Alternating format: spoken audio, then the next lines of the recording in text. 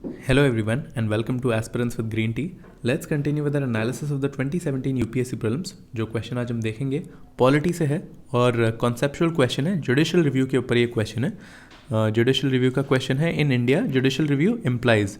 तो पहले तो इससे जुडिशियल रिव्यू की हम बात कर लेते हैं कि ये है क्या चीज़। तो जुडिशियल रिव्यू अपन को बेसिक फॉर्म में पता है कि ये एक्सप्लिसिटली कहीं भी कॉन्स्टिट्यूशन में दिया हुआ नहीं है, ये इम्प्लाइडली हम डिराइव करते हैं आर्टिकल 13 से। आर्टिकल 13 ऑफ द कॉन्स्टिट्यूशन से इम्प्लाइडली हम इसको डिराइव करते हैं, एक्सप्लिसिटली कॉन्स्टिट्यूशन में दिया नहीं है। और जुडिशियल रिव्यू की पावर हमने यूएस के कॉन्स्टिट्यूशन से ली है या यूएस के जुडिशरी से डिराइव की है।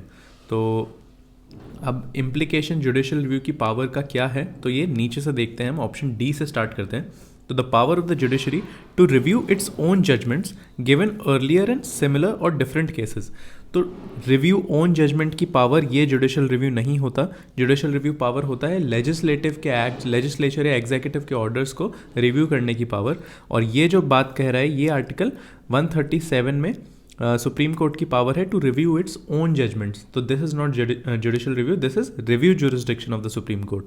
और सी ऑप्शन देखते हैं, the power of the judiciary to review all the legislative enactments before they are assented to by the president. तो before they are assented by the president, ये तो तब वो एक्ट्स ही नहीं बने, अभी तो वो बिल ही हैं। तो बिल्स पे एज सच कोई जुडिशियल रिव्यू की पावर है ही नहीं, क्योंकि अभी वो पावर में ही नहीं आया है, बिल इन एनैक्टमेंट में ही नहीं आया है। तो अगेन इस पे भी कोई जुडिशियल रिव्यू की पावर नहीं अप्लाई करेगी, और ये भी जुडिशियल रिव्यू की डेफिनेशन सही नहीं है। फिर बी देखते हैं, the power of the judiciary to question the wisdom of the laws enacted by the legislature. तो इस बात में थोड़ा तो ट्रूथ है, इस ऑप्शन में थोड़ा ट्रूथ है, but again this is wrong, क्योंकि ये बोल रहा है to question the wisdom.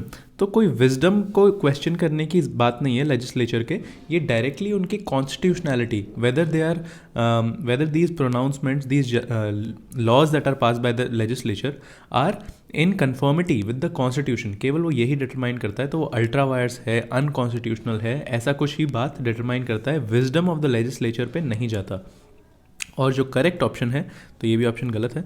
Correct option है A, the power of the judiciary to pronounce upon the constitutionality of laws. तो जुडिशरी की power to pronounce constitutionality of laws and executive orders both.